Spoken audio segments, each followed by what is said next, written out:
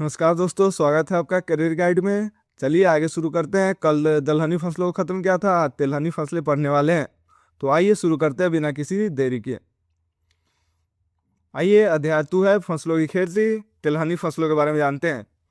भारत संसार का सबसे बड़ा तेल उत्पादक देशों में एक है तथा इन तिलहनी फसलों का भारतीय कृषि अर्थव्यवस्था में एक प्रमुख स्थान है।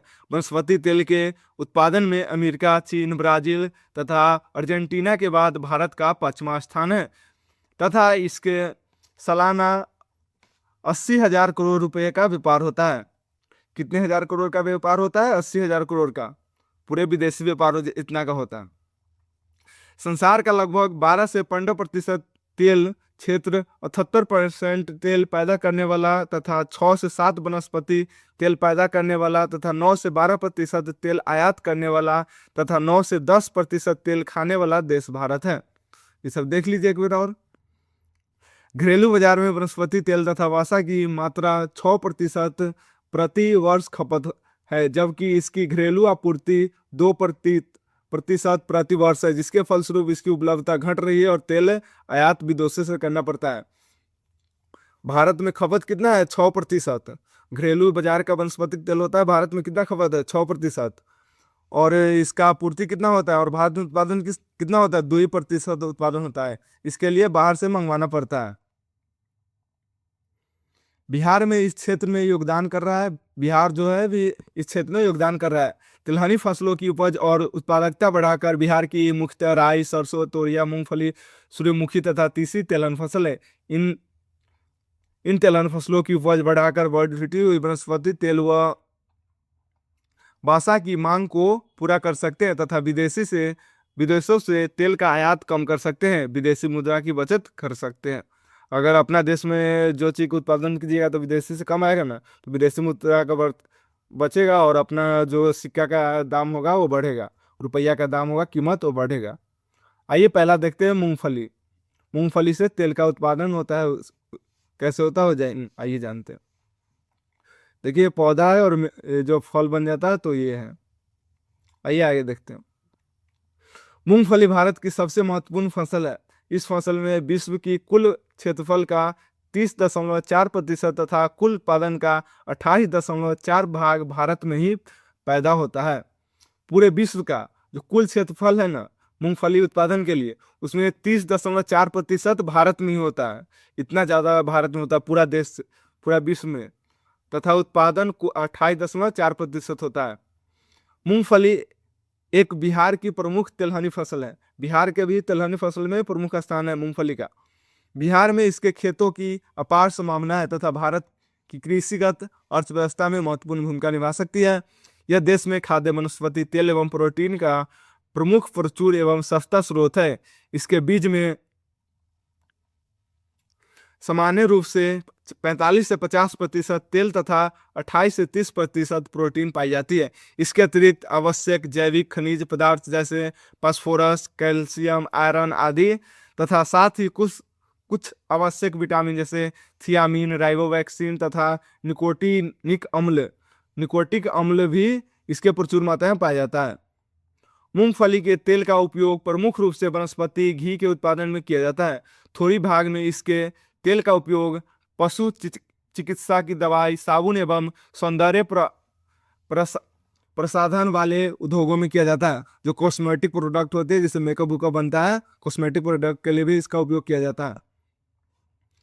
इसकी जैली एक बहुमूल्य पशु आहार एवं खाद है। मूंगफली की जड़ें दलहन कुल की अन्य फसलें की भांति वायुमंडल में प्रचुर मात्रा में नाइट्रोजन लेकर भूमि में जमा स्थापित करती है तथा भूमि की उर्वरकता शक्ति बढ़ाती है। इसका उद्भव स्थल ब्राजील देश, जो दक्षिण अमेरिका में पड़ता है, माना जाता है। ब्राजील में इसका उत्पादन हुआ, पहली बार इसका उद्भव हुआ। भारत में इसका सर्वप्रथम तमिलनाडु तथा पश्चिम बंगाल में अलग अलग रूप से हुआ। दक्षिण भारत में यह फिलीपीन से सर्वप्रथम तमिलनाडु में लाया गया। वहाँ अभी भी इसे मनीला कोटई भी कहते हैं। उत्तर भारत में इसका प्रवेश स्वतंत्र रूप से चीन से बंगाल होते हुआ, अतः पूर्व भारत में प्रायः इसे चिनिया बादाम भी कहते हैं। चिनिया बादाम भी इसको ही कहते हैं। आइए देखते हैं क्षेत्र विस्तार एवं वितरण।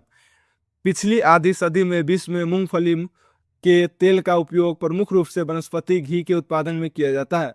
थोड़ी भाग में इसके तेल का उपयोग पशु चिकित्सा की दवाई, साबुन एवं सौंदर्य वाले उद्योग में भी किया जाता है। इसकी जैली एक बहुमूल्य पशु एवं खाद्य मूंगफली की जड़ें कुल की अन्य फसलें भांति वायुमंडल में प्रचुर मात्रा में नाइट्रोजन से लेकर भूमि में जमा करती है तथा भूमि की उर्वरकता शक्ति भी बढ़ाती है। इसका उद्गम ब्राजील देश माना जाता है, जो दक्षिण भारत के फिलीपीन के सर्वप्रथम तमिलनाडु में लाया गया था। वहाँ अभी भी इसे मनीला कोटोई भी कहते हैं। उत्तर भारत में इसका प्रवेश स्वतंत्र रूप से चीन से होकर आया था। आइए इसका क्षेत्र विस्तार देखते हैं। पिछली आधी क्षेत्र सदी में विश्व में मूंगफली क्षेत्रफल में काफी वृद्धि हुई। दुनिया के अनेक देशों में यह एक प्रमुख फसल बन गई है। भारत में औसतन 67.83 लाख हेक्टेयर क्षेत्रफल में उगाई जाती है, जिसमें प्रतिवर्ष औसतन 72.49 लाख मीट्रिक टन उत्पादन प्राप्त किया जाता है तथा बिहार में इसकी खेती प्रतिवर्ष औसतन 756.60 हेक्टेयर में की जाती है तथा प्रतिवर्ष औसतन 773.6 मीट्रिक टन उपज प्राप्त होती है। राष्ट्रीय स्तर पर इसकी उत्पादकता औसतन 1066.83 केजी प्रति हेक्टेयर, जबकि बिहार में 1022.6 केजी प्रति हेक्टेयर की दर से उपज प्राप्त होती है। अतः बिहार में इसकी क्षेत्र विस्तार की संभावना है। मूंगफली सबसे अधिक गुजरात, आंध्र प्रदेश, महाराष्ट्र, तमिलनाडु तथा कर्नाटक राज्यों में उगाई जाती है। अब बिहार, मध्य प्रदेश, उत्तर प्रदेश, राजस्थान तथा पंजाब में भी यह काफ़ी महत्वपूर्ण फसल माने जाता है। पढ़िए आराम से, चलते चलिए। बुक है तो बुक रख लीजिए, नहीं तो इसमें ध्यान से देखिए। अब एक बार सिर्फ सुनते जाइए और देखते जाइए, आपको हो जाएगा कंप्लीट। ज़्यादा ही अब इसको रिलेट करते हुएगा, ज़्यादा रिलेट कर पाइएगा तो रिलेट करते हुए तो पढ़ते रहिए, क्वेश्चन अपने आप बन जाएगा। ज़्यादा इधर उधर करने की आवश्यकता नहीं है। हल्की बलुई जिसमें जल निकास की उचित व्यवस्था हो, मूंगफली की खेती की जा सकती है। मूंगफली उष्णकटिबंधीय जलवायु की फसल है। सामान्य रूप से 120 से 125 सेंटीमीटर वर्षा वाले क्षेत्र में इसकी अच्छी फसल की जा सकती है। फसल की कटाई के समय मौसम साफ तथा सूखा रहना चाहिए। सामान्य रूप से मूंगफली की खेती के लिए 21 से 27 सेंटीग्रेड तापमान ठीक है तथा इस तापमान में बीजों का अंकुरण भी ठीक से होता है तथा बीजों में तेल के विकास पर भी अच्छा प्रभाव पड़ता है। आइए इसके सस्य क्रिया देख लेते हैं। खेत की तैयारी हेतु 2-3 बार जुताई करके पाटा चला देना चाहिए और खेत को समतल कर देना चाहिए। आइए इसका प्रभेद के बारे में जान लेते हैं। उन्नत प्रभेद 2 प्रकार के होते हैं। जो बादाम होते हैं, मूंगफली, वो 2 प्रकार के होते हैं।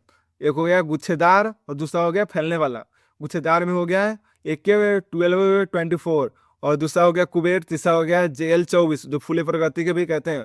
इसको देख लीजिए, कितना दिन में बुआई का समय, पकने की अवधि, औसतन उपज, तेल की मात्रा। देखिए फैलने वाला का जो एक प्रभेद है M13। आइए आगे देखते हैं। बीज दर 80 से 90 केजी दाना प्रति हेक्टेयर गुच्छेदार प्रभेदों के लिए। जो गुच्छेदार प्रभेद है उसके लिए 80 से 90 केजी प्रति हेक्टेयर उसका बीज डालना चाहिए तथा 70 से 75 केजी दाना प्रति हेक्टेयर फैलने वाले प्रभेदों के लिए। आइए आगे देखते हैं बीजोपचार के बारे में। बीज जनित रोगों एवं कीटों से फसल को बचाने के लिए फफूंदनाशक एवं कीटनाशक दवाओं से बीज को उपचारित करना जरूरी है। बुआई से पहले बीज को बेविस्टिन 2.5 ग्राम प्रति केजी बीज की दर से उपचारित करना चाहिए। यदि खेत में दीमक या तना छेदक का प्रकोप होता है तो फफूंदनाशक से उपचारित करने के बाद बीज को क्लोरपाइरीफोस 20 EC 8 मिली प्रति केजी बीज दर की उपचारित करना चाहिए। बोने की दूरी पंक्ति से पंक्ति की दूरी 45 सेंटीमीटर तथा पौधे से पौधे की दूरी 15 सेंटीमीटर जो फैलने वाले प्रभेदों के लिए, एवं पंक्ति से पंक्ति की दूरी 30 सेंटीमीटर तथा पौधे से पौधे की दूरी 10 सेंटीमीटर गुच्छेदार प्रभेदों के लिए रखना चाहिए। आइए खाद एवं उर्वरक के बारे में जानते हैं। बुआई के 20 से 30 दिन पूर्व 4 से 6 टन कंपोस्ट खाद प्रति हेक्टेयर खेत में डालकर अच्छी तरह मिला देना चाहिए। नाइट्रोजन, सल्फर एवं पोटास की मात्रा में नाइट्रोजन 25 केजी, यूरिया जिसे नाइट्रोजन की यूरिया कहते हैं 54 केजी या urea 54 kg, sulphuric 50 kg, single super phosphate 312 kg तथा potash 25 kg muriate of potash 42 kg hectare का व्यवहार करना चाहिए। उर्वरकों की पूरी मात्रा बुआई के पूर्व अंतिम जुताई के समय एक सामान्य रूप से खेत में मिला दे। जस्ता की कमी वाले क्षेत्र में 25 kg जिंक सल्फेट तथा गंधक की कमी वाले खेत में 20 kg गंधक का उपयोग करना चाहिए। जिप्सम 40 kg प्रति हेक्टेयर 50% फूल आने के बाद प्रयोग करना चाहिए। आइए निकाय गुड़ाई एवं खरपतवार प्रबंधन के बारे में जानते हैं। बुआई के 20 दिन बाद निकाय गुड़ाई करने के लिए मिट्टी हल्की या ढीली हो जाती है तथा खूंटे आसानी से जमीन में प्रवेश कर जाते हैं और फलिया का विकास अच्छा होता है। अंत आकर्षण का कार्य खूंटी पेग में मिट्टी में प्रवेश करने के बाद नहीं करना चाहिए। रासायनिक विधि से खरपतवार के लिए पेंडीमिथियन 30 EC की 3 लीटर मात्रा प्रति हेक्टेयर की दर से बुआई के उपरांत अंकुरण पूर्व छिड़काव करना चाहिए एवं इलेकोर लासो 2 लीटर प्रति हेक्टेयर की दर से बुआई के 1 से 2 दिनों के अंदर 700 से 800 लीटर पानी में घोलकर छिड़काव करना चाहिए ताकि सभी सामयिक खरपतवारों से छुटकारा मिल जाए। आइए कीट प्रबंधन के बारे में जानते हैं। फसल के नाम मूंगफली हो गया। रोगों का नाम देखिए, मूंगफली का लाहिया एसिडिक रोग जो किसके कारण होता है, एफिस क्रासिफोरा जो कारक के नाम है। जब रोग होगा तो कौन सा लक्षण होगा, लक्षण के बारे में देख लीजिए। इस कीट के प्रकोप के कारण पत्तियां पीली होने लगती है तथा मुरझाकर झड़ जाती है। और इसका प्रबंधन, इसका कैसे हटाया गया, कैसे पौधे की ठीक करेंगे, उपज अच्छी करेंगे, आइए देखते हैं। पौधे के ऊपर डाइमेथोएट 0.03% का घोल बनाकर छिड़काव करना चाहिए। दूसरा है टिक्का रोग जो किसके कारण होता है, सर्कोस्पोरा जो सर्कोस्पोरा अराचिडिकोला के कारण होता है। इसका लक्षण क्या होगा, पत्तियों पर छोटे धब्बों के रूप में दिखाई पड़ते हैं। ये गहरे भूरे या काले रंग के होते हैं। इसका उपचार कैसे करते हैं, बुआई से पहले बीजों को थीरम 2.5 ग्राम प्रति kg के बीज की दर से उपचारित कर लेना चाहिए। रोगों के द्वितीयक संक्रमण के रोकथाम के लिए 0.03% डाइविस्टिन कार्बेडाजिम का 1-2 छिड़काव करना चाहिए। आइए अब कटाई के बारे में। ये लास्ट पॉइंट है मूंगफली के, तो इसको देखिए। कटाई, दौनी और भंडारण। उसके बाद कटाई करेंगे तब दौनी करवाएंगे, उसके बाद भंडारण करेंगे। पत्तियों की फलियों, मूंगफली की पत्तियां पीली होकर जब नीचे से सूखने लगती है तब मूंगफली की खुदाई करके फलियां निकाल लेनी चाहिए। फलियों को 6 से 7 दिनों तक 40 डिग्री सेंटीग्रेड कम तापमान पर सुखाना चाहिए। भंडारण के दौरान फली छेदक कीट हानि पहुंचाते हैं, इसलिए भंडारण के स्थान पर डाइक्लोरोवास तरल 3 मिली प्रति लीटर पानी के साथ घोल बनाकर 5 लीटर प्रति 100 वर्ग मीटर क्षेत्र में छिड़काव करना चाहिए। फिर फलियों को साफ कर बोरों में भरकर लकड़ी से तख्तियों के ऊपर रखना चाहिए। ये हो गया, इसको देख लीजिए। देखिए एक बार में समझ आना चाहिए, कोई ज़्यादा ही हार्ड नहीं है। और जो नहीं समझ में आता कमेंट कर दीजिए, मैं रिप्लाई दे दूंगा। कमेंट में लिख दीजिए इतना पॉइंट पे इस चीज़ में प्रॉब्लम है। जैसे पॉइंट नंबर 1 जैसे ऐसे लिख दीजिएगा, कटाई, दौनी और भंडारण में प्रॉब्लम है, मैं आपको एक्सप्लेनेशन दे दूंगा। जैसे या कीट प्रबंधन में प्रॉब्लम है तो ऐसे लिख दीजिएगा, मैं आपको एक्सप्लेनेशन दे दूंगा वहाँ पे, वीडियो के नीचे कमेंट में लिख दीजिएगा। आइए अब सरसों के बारे में जानते हैं।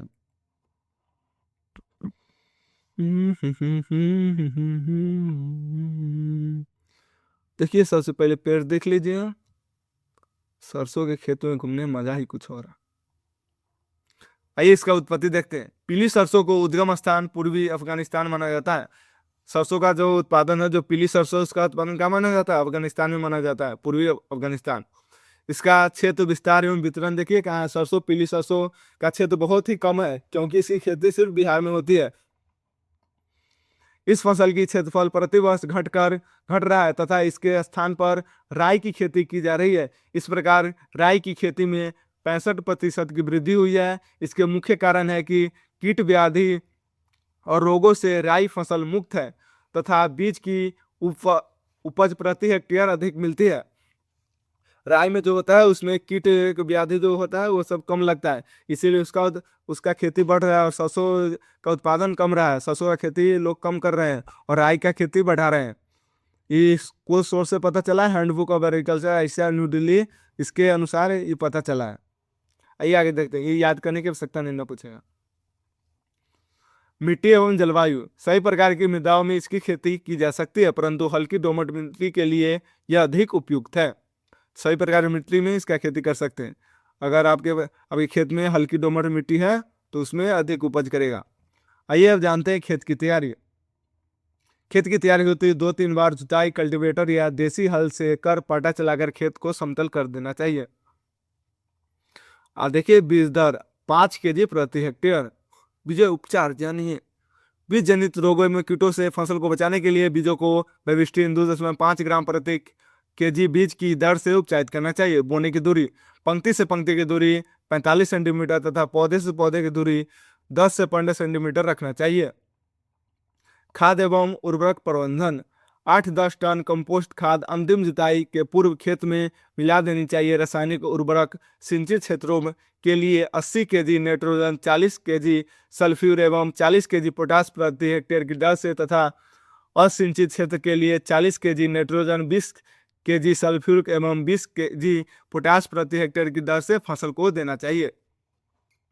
सिंचित अवस्था में नाइट्रोजन की आधी मात्रा एवं फास्फोरस तथा पोटास की पूरी मात्रा बुआई के समय प्रयोग करना चाहिए। नाइट्रोजन की शेष मात्रा फसल में फूल आने के समय उपरिवेशन करना चाहिए।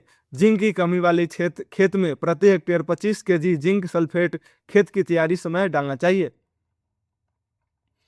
अब ये सिंचाई कैसे करेंगे जानते हैं। अच्छी उपज प्राप्त करने के लिए मृदा में पर्याप्त नमी का होना अति आवश्यक है। सिंचित अवस्था में 2 सिंचाई करना चाहिए, जिससे पहली सिंचाई फूल आने के पूर्व तथा दूसरी सिंचाई फली लगने के समय करें। आइए निकाई कुराई एवं खरपतवार प्रबंधन के बारे में जानते हैं।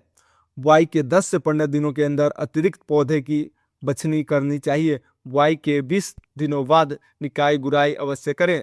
विशेष स्थितियों में रासायनिक विधि से खरपतवार की रोकथाम के लिए पेंडीमिथालिन 30 ईसी 3 लीटर मात्रा को प्रति हेक्टेयर की दर से बुआई के तुरंत बाद 500 से 600 लीटर पानी में घोलकर मिट्टी पर छिड़काव करना चाहिए। कटाई, डौनी एवं भंडारण, जब 75% फलियां सुनहरे रंग की हो जाए तो फसल काटकर सुखा ले।